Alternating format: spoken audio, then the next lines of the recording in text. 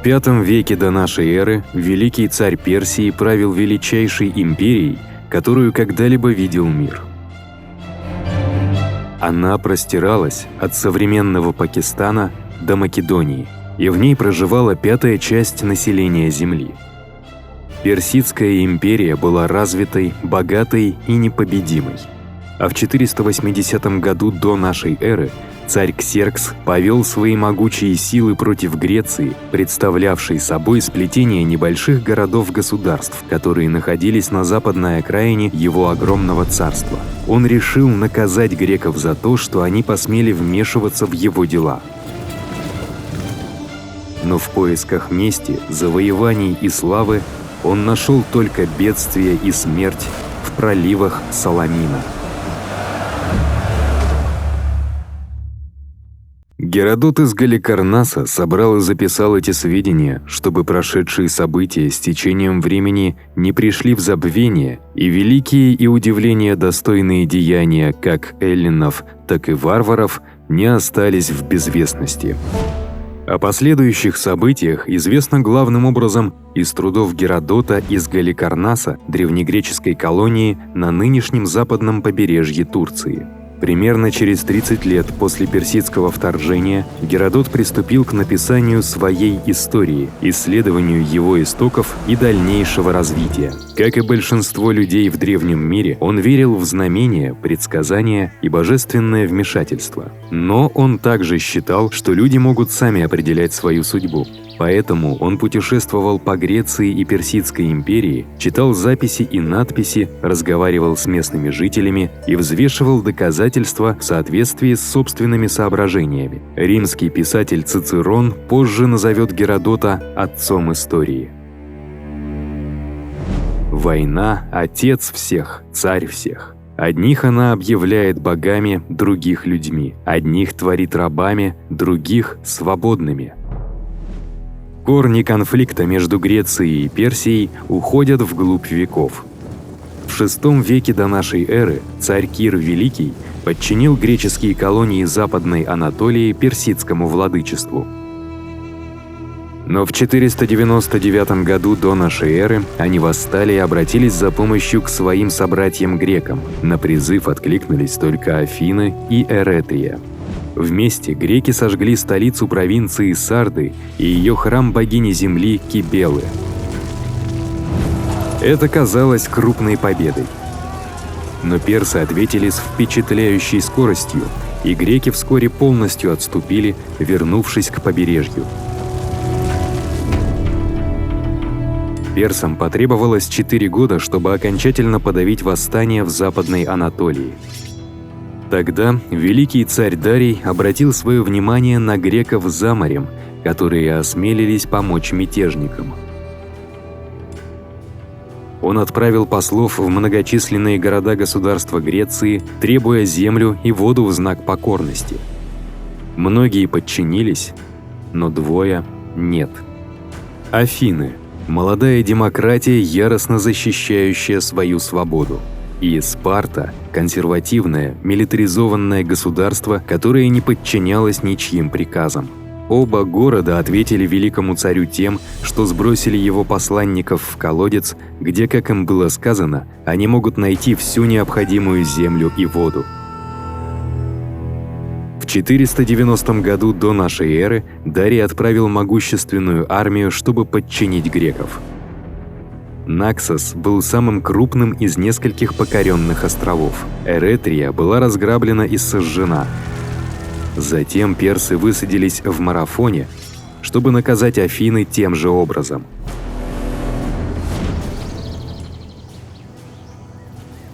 Несмотря на перевес в численности 2:1, греческие солдаты атаковали. Их пехота гоплитов сражалась в тесном строю фаланги с большими тяжелыми щитами и копьями. Более легко вооруженные персы не устояли перед их натиском. Персидские войска были перебиты на берегу, оставшиеся в живых бежали к своим кораблям. Афины были спасены. Через 4 года Дарий умер, и ему наследовал его сын Ксеркс. Тогда он решил наказать греков и отомстить за унижение своего отца. Новый царь царей созвал войска и корабли со всей своей империи и приказал построить мост из лодок через Геллеспонд. Весной 480 года до нашей эры его гигантские силы вторжения перешли из Азии в Европу. Геродот оценил их численность в 2,3 миллиона человек. Невозможное число, которое не удалось бы прокормить и напоить. Современные историки считают более вероятной цифру 200 тысяч, все равно огромную для того времени. Их сопровождал мощный флот, не менее 1000 военных кораблей, поставленных вассальными государствами Персии по всему Восточному Средиземноморью. Греция оказалась легкой мишенью. Ее многочисленные независимые города-государства были печально известны постоянными междоусобицами. Но перед лицом персидской угрозы 31 государство отложило свои разногласия и созвало военный совет на Коринфском перешейке, чтобы спланировать оборону Греции. Позднее эти государства были увековечены на гигантской змеиной колонне в Дельфах, самом священном для греков месте. Во главе списка лакедемоняне, еще одно название спартанцев. За ними следуют афиняне и коринфяне. Зная, что персы вторгнутся с севера, греки послали 10 тысяч человек, чтобы удержать горный перевал в Темпе, недалеко от горы Олимп. Но когда войска прибыли, они обнаружили, что позицию можно легко обойти с фланга. Они также не были уверены в лояльности Фессалии, расположенной у них в тылу, поэтому войска отступили. Вместо этого греки заняли позицию при Фермопилах с 7000 человек во главе со спартанским царем Леонидом. Греческий флот прибыл в Артемисион, чтобы охранять морской фланг. Как и сам Альянс, греческий флот представлял собой непростую коалицию с кораблями из таких городов-государств, как Афины и Эгина, которые до недавнего времени находились в состоянии войны. Афинский контингент был, безусловно, самым многочисленным. Он существовал только благодаря открытию 3 годами ранее богатых серебряных рудников у Лаврия. Фемистоклу, афинскому государственному деятелю и полководцу, потребовалась дальновидность, чтобы убедить афинский народ не тратить полученные средства на раздачу денег для себя. Вместо этого он призвал их потратить деньги на флот из 200 трирем для обеспечения собственной безопасности в будущем. Это было решение, которое, возможно, в конечном итоге спасло Грецию. Однако Афины вызывали такое недоверие у других греков, что они отказывались служить под началом афинского адмирала. Поэтому Фемистокл тактично согласился назначить спартанца Эврибиада командующим флотом, хотя спартанцы не имели опыта ведения морской войны. Синь, рассекая водорезом, с разбега струк врезался в струк и острым, как копье железом, крушил сосну ладейных рук. И греческий, и персидские флоты полагались на один тип боевого корабля, который доминировал в морской войне в Средиземноморье – трирему. Изящная, маневренная и тонкая, трирема несла мачты и паруса для плавания. Но в бою их опускали, и корабль опирался на 3 ряда гребцов, что и дало название триреме. Всего на корабле было 170 гребцов, которые могли развивать максимальную скорость около 10 узлов, чтобы вырезаться своим главным оружием – тараном с бронзовым наконечником в корпус вражеского корабля, нанося ему повреждения. Другой тактикой был абордаж. На греческом корабле обычно находилось 14 пехотинцев, 10 гоплитов, вооруженных копьем и щитом, и 4 лучника. Командир корабля, триерарх, сидел на корме, рядом с рулевым, который направлял курс корабля при помощи 2 рулей. Боцман и носовой офицер передавали приказы гребцам, а волынщик помогал им сохранить время. Плотник и 10 матросов довели общую численность корабля до 200 человек. У каждого корабля было имя и нарисованный глаз на носу, чтобы отвести беду. Геродот описывает греческие корабли как более мощные, чем персидские, хотя в чем именно, мы не знаем. Он также сообщает нам, что на персидских кораблях было гораздо больше пехотинцев – 44 человека. Где сыны афинян заложили сияющие основания вольности. Пока леонид и греки удерживали Фермопильский проход, персидский флот плыл на юг вдоль изрезанного побережья Магнесии. Но однажды ночью, когда они стояли на якоре, на них обрушился сильный шторм. Сотни кораблей потерпели крушение и были повреждены, тысячи моряков утонули. Согласно Геродоту, персы еще больше ослабили свои силы, отправив 200 трирем вокруг острова Эвбея, чтобы отрезать грекам путь к отступлению. Но вся эскадра была уничтожена очередным штормом. Геродот не приводит практически никаких доказательств этой операции, которая была бы крайне безрассудной, и некоторые историки сомневаются, что она вообще имела место. Несмотря на потери персов, греки все еще имели соотношение почти 3:1 в Артемисиане. И они были не просто в меньшинстве. Персидский флот был более опытным в морской войне, особенно элитная эскадра из Финикии, современный Ливан. Тем не менее, в течение 3 дней напряженного морского боя греческий флот держался стойко и сдерживал персов. Но на исходе 3-го дня пришло катастрофическое известие. Леонид и греки в Фермопилах были окружены. Спартанский царь и половина его людей были убиты. Перевал пал. Казалось, усилия греческого флота были напрасны. Центральная Греция и сами Афины теперь были открыты для персидского натиска. Когда греческий флот отступил, персы двинулись на юг, сжигая города, фермы и святилища, но пощадив Фивы, один из нескольких греческих городов-государств, перешедших на сторону Персии. К ужасу афинян греческая армия, в которой преобладали войска из Пелопоннеса, собрались в Коринфском перешейке и начали строить Великую Стену, чтобы защитить свои дома от захватчика. Афины должны были быть оставлены. Греческий флот начал эвакуацию гражданского населения в Трезен, Эгину и Саламин. Лишь деревянные стены дает Зевес Стратегенес несокрушимо стоять во спасенье тебе и потомкам. За несколько месяцев до персидского вторжения афиняне отправили делегацию к самой почитаемой святыне греков Дельфийскому оракулу за советом относительно предстоящей войны.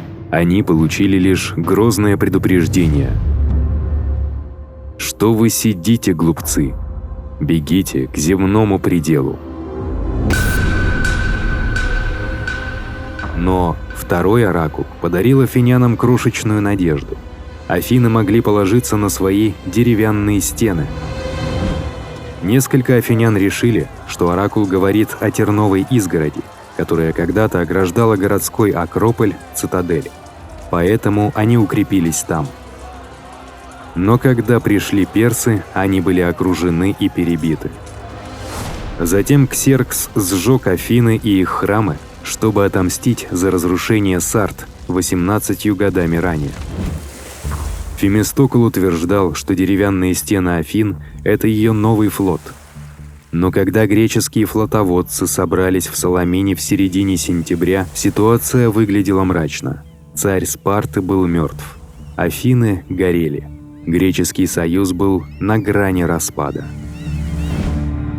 Фемистокл отчаянно пытался остановить отступление пелопоннесских кораблей к перешейку. Он предупредил их, что более многочисленный враг и более быстрые корабли означают, что греки потерпят поражение, если будут сражаться в открытом море. Но в узком Саламинском проливе, где было меньше пространства для маневра, персы не смогли бы использовать свою большую численность, а более тяжелые греческие корабли имели преимущество. Фемистокл даже предупредил других греков, что если они сейчас отступят, то афинские корабли выйдут из Союза и отправятся в Италию. Поэтому командующий флотом Эврибиад принял его план. Но Фемистокл опасался, что пелопоннесцы передумают. Втайне он приказал доверенному слуге отправиться в персидский лагерь и сказать Ксерксу, что греки в ужасе и при первых лучах солнца обратятся в бегство. Всего в 13 километрах от Фалерна великий царь обратился за советом к своим генералам и адмиралам. Все советовали ему немедленно атаковать греков, чтобы одержать окончательную победу, которая положит конец войне. Все, кроме правительницы Галикарнаса Артемисии, командовавшей 5 кораблями из Карии. «Зачем рисковать в битве?» – рассуждала она, когда великому царю достаточно лишь угрожать Южной Греции по суше или по морю, и пелопоннесцы бросятся домой защищать свои земли, а греческий союз расколется. Тогда победа будет обеспечена. Но Ксеркс искал славы в бою и был уверен в легкой победе. Затем прибыл гонец Фемистокла, который сообщил царю именно то, что он хотел услышать. Греки в ужасе и готовятся к бегству. Он должен немедленно нанести удар. Ксеркс приказал персидскому флоту выйти в море этой ночью, чтобы на рассвете уничтожить греков, пытавшихся бежать. Тем временем в греческий лагерь прибыл афинянин по имени Аристид со священными реликвиями из Эгины, чтобы вдохновить флот. Он также принес известие, что враг вышел в море и перекрыл проливы. Уловка Фемистокла сработала. Отступление больше не представлялось возможным. Греки должны были сражаться при Саламине. «Остров божественный, о Саламин! Сыновей своих жен ты погубишь». Самые ранние сохранившиеся описания сражения, сделанные Геродотом и афинским драматургом Эсхилом, иногда туманны и допускают различные толкования. Но они достаточно подробны, чтобы мы могли восстановить наиболее вероятный ход событий. Персидский флот вышел в море ночью. Около 600 трирем, превосходящих греков 3-2.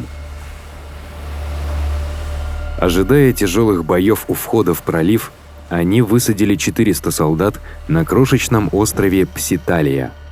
Их задачей было добить всех потерпевших кораблекрушение греков, добравшихся до берега. Затем, держась ближе к материку, персидский флот бесшумно двинулся в узкий пролив, во главе которого шли элитные финикийцы.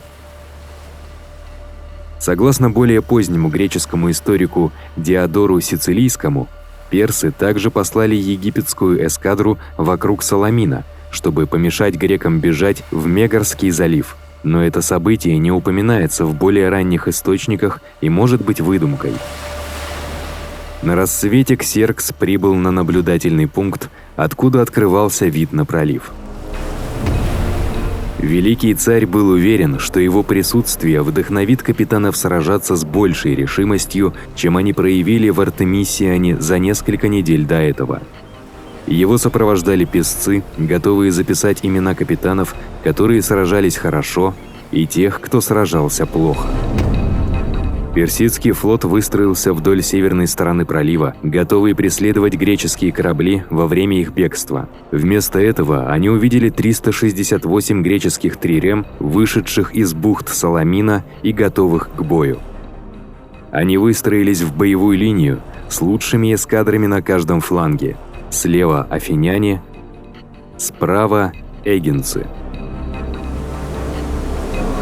Когда они гребли, они пели пианы, греческие хоровые песни. Сначала они держали строй, возможно, ожидая, что утренний бриз подует им в спину, или что в пролив ворвется еще больше персов. Затем греческий корабль увидел брешь и атаковал. Вскоре оба флота полностью вступили в бой. Сражение превратилось в хаотичную массу кораблей, кружащихся, плетущихся в поисках возможности протаранить противника и избежать той же участи. В узком проливе персидские эскадры становились все более беспорядочными. Любой корабль, пытавшийся отступить, наталкивался на другие корабли, пытавшиеся продвинуться вперед. Их капитаны стремились произвести впечатление на великого царя. Более того, персидские гребцы гребли всю ночь и вскоре начали уставать. Греки были свежи и сражались за свою свободу. Финикийская эскадра понесла большие потери от тяжелых греческих трирем. Некоторые финикийские капитаны, бросившие свои корабли и добравшиеся до берега, предстали перед Ксерксом. Они возложили вину за разворачивающуюся катастрофу на трусость своих союзников корийцев и ионийцев. Как раз в тот момент Ксеркс увидел, как ионийский корабль протаранил афинскую трирему, а затем его, в свою очередь, протаранил эгинский корабль. Не дрогнув, ионийские пехотинцы контратаковали и взяли на абордаж эгинский корабль. Увидев это свидетельство ионийской храбрости, Ксеркс приказал увести и казнить финикийских капитанов. Разбитые корабли, барахтающиеся люди и трупы загромождали пролив, поскольку битва решительно развернулась против персов. Драматург Эсхил, который почти наверняка участвовал в битве, сравнил греков, убивающих персов, с рыбаками, вылавливающими тунца. Когда персидские корабли попытались вырваться, им во фланг ударили эгинцы, которые в тот день отличились от остальных греков. Царица Артемисия была среди тех, кто пытался спастись от резни. Афинская трирема преследовала ее по пятам. Увидев, что путь ей преграждает дружественный корабль, она отдала приказ таранить его. Увидев это, афинский капитан решил, что преследует корабль союзников, и отправился искать другую добычу. Остатки персидского флота устремились обратно в Фалерон.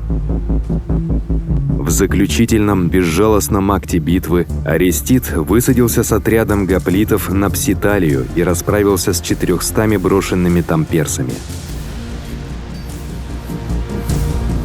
В общей сложности персы потеряли около 200 кораблей и 12 тысяч человек, включая командующего флотом Ариабинга, сводного брата самого великого царя. Греки потеряли всего 40 кораблей. Это была одна из величайших морских побед в истории.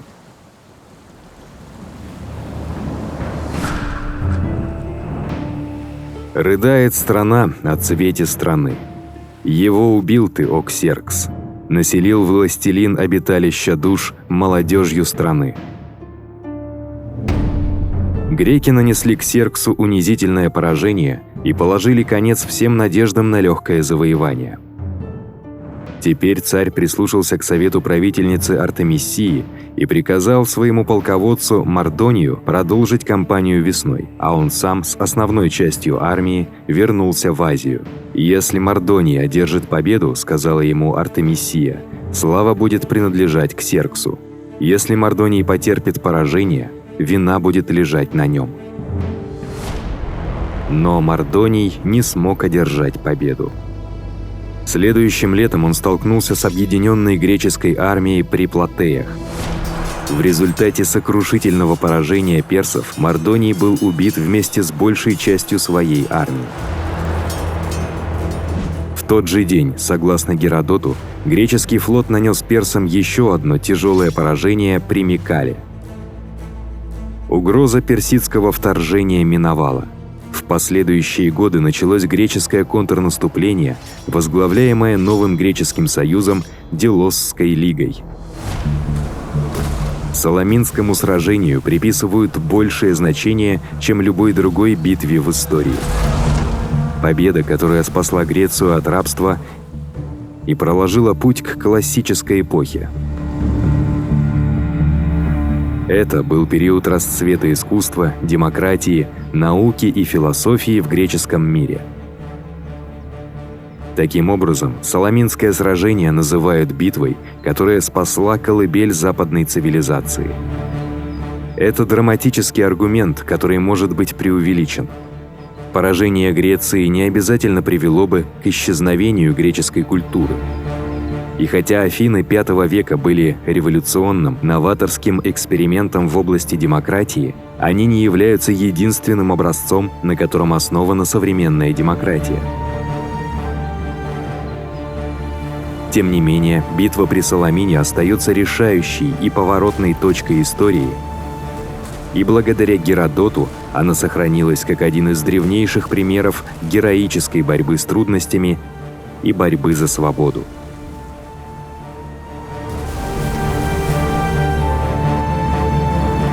Спасибо за просмотр. Если вам понравилось это видео, пожалуйста, подпишитесь на наш канал, поставьте лайк и обязательно поделитесь им со своими друзьями. У нас есть телеграм-канал и группа ВКонтакте. Ссылки будут в описании. Подписывайтесь, там мы будем выкладывать интересные материалы по истории, а также сообщать о выходе новых роликов. А если вы оформите подписку на Boosty, то получите ранний доступ к новым видео, а также упоминания в конце видео. Отдельная благодарность Ният М.